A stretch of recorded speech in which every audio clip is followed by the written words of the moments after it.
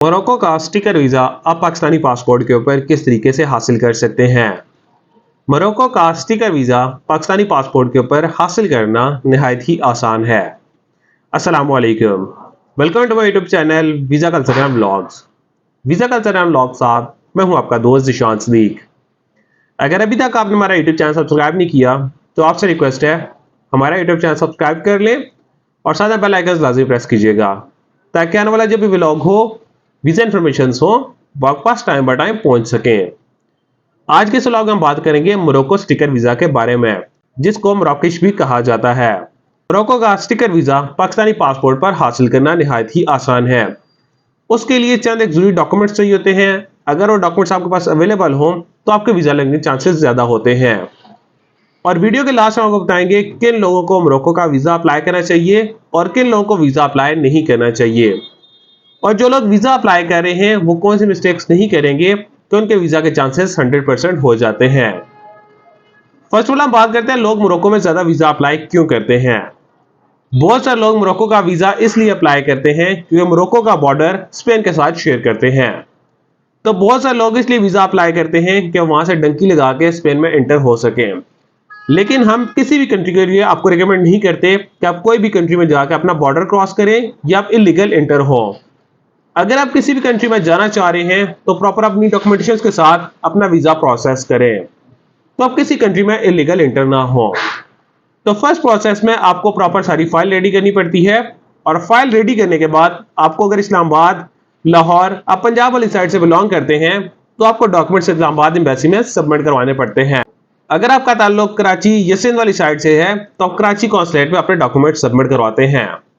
Document submit करवाने के लिए आपको कोई अपॉइंटमेंट की जरूरत नहीं होती, आप वॉक इन जाकर अपने डॉक्यूमेंट सबमिट करवा सकते हैं। डिप्लोमेटिक एनक्लेव रमना फायरमैन की एम्बेसी है, जहां पर बाकी एम्बेसीज हैं यूएसए की, फ्रांस, स्पेन, जर्मनी की, जहां पर एम्बेसीज हैं वहां पर मोरक्को की एम्बेसी वाक़या है, तो आप वहां पर जाकर अपने डॉक्यूमेंट सबमिट करवाते हैं। प्रॉपर आप शटल सर्विस के थ्रू जाते हैं। शटल सर्विस जहां से आपको गाड़ी लेकर जाती है उसकी शटल सर्विस कहा जाता है। तो आप एम्बेसी में जाकर अपने डॉक्यूमेंट सबमिट करवाते हैं। सारे आपको नॉर्मल डॉक्यूमेंट चाहिए होते हैं। आपका पासपोर्ट चाहिए होता है, आपका आईडी कार्ड, एफआरसी, अगर आप मैरिड तो आपका एमआरसी या निकाहनामे कॉपी साथ में अटैच करते हैं। उसके बाद आपका पुलिस का सर्टिफिकेट, आपके टैक्स के डॉक्यूमेंट्स आ जाते हैं, लास्ट 2 से 3 साल के आपके टैक्स रिटर्न्स आते हैं, आपकी पासपोर्ट कॉपीज, पासपोर्ट का फर्स्ट पेज, सेकंड पेज, और जितने भी यूज पेज हैं वो सारी आपको कॉपीज करवानी पड़ती हैं। आपके source of income, source of income में अगर आप जॉब बोल रहे हैं तो आपको जॉब के डॉक्यूमेंट्स देने पड़ते हैं, एनओसी लेटर, सैलरी स्लिप्स, और अगर आप बिजनेस कर रहे हैं बिजनेस के डॉक्यूमेंट्स आप प्रोवाइड करते हैं। चैम्बर ऑफ कॉमर्स का आपका सर्टिफिकेट आ जाता है, आपके बिजनेस के प्रॉपर सारे डॉक्यूमेंट्स आते हैं, और लास्ट 6 मंथ की आपकी स्टेटमेंट आती है। स्टेटमेंट का फर्स्ट पेज, लास्ट पेज और अकाउंट मेंटेनेंस लेटर साइन और स्टैंप होना चाहिए, तब वो स्टेटमेंट आपकी एक्सेप्टेबल होती है। और जहां तक बात है क्लोजिंग बैलेंस अकाउंट में कितना होना चाहिए, क्लोजिंग बैलेंस मिनिमम 1 मिलियन आपके अकाउंट में बैलेंस हो और ट्रांजैक्शन हिस्ट्री होनी चाहिए। और देन उसके बाद आपके ट्रैवल के डॉक्यूमेंट्स आते हैं, आपका वीजा फॉर्म आ जाता है, आपकी ticket itinerary, hotel booking, travel health insurance, visa cover letter, और एक शॉर्ट सा ट्रैवल प्लान साथ में अटैच करते हैं। कोविड वैक्सीनेशन कार्ड आप साथ में अटैच करते हैं। तो ये सारी प्रोफाइल बना के आप मोरक्को की एम्बेसी में जाकर अपने डॉक्यूमेंट सबमिट करवाते हैं। जब आप डॉक्यूमेंट सबमिट करवाने के लिए जाते हैं तो आपको उस टाइम ही डिसीजन का पता लग जाता है जब डॉक्यूमेंट सबमिट करवा रहे होते हैं। जब आप डॉक्यूमेंट सबमिट करवा रहे होते हैं तो प्रॉपर अगर आपको वीजा ग्रांट करना होता है तो आपको पासपोर्ट रख लेते हैं और आपको फीस पेड करनी पड़ती है। और अगर आपको वीजा ग्रांट नहीं करना होता तो आपको पासपोर्ट रिटर्न कर देते हैं। कोई आपको रिफ्यूजल की स्टैम्प नहीं लगाते, कोई वीजा फीस नहीं लेते, वो जस्ट आपको पासपोर्ट रिटर्न कर देते हैं और आपको कहते हैं कि आपकी फाइल एलिजिबल नहीं है वीजा के लिए, तो आपको वहां पर फीस पेड नहीं करनी पड़ती। अगर आपका वीजा ग्रांट करते हैं तो तब आपको फीस पेड करनी पड़ती है। फीस पेड कर टाइम आपसे सब क्वेश्चंस भी करते हैं जो एक इंटरव्यू की सूरत में होते हैं। वो आपके जाने का रीजंस पूछते हैं, आपके ड्यूरेशन ऑफ स्टे, और आपकी जो प्रोफाइल होती है उसी रिलेवेंट आपसे समटाइम क्वेश्चंस भी करते हैं, और आपके डॉक्यूमेंट सबमिट हो जाते हैं।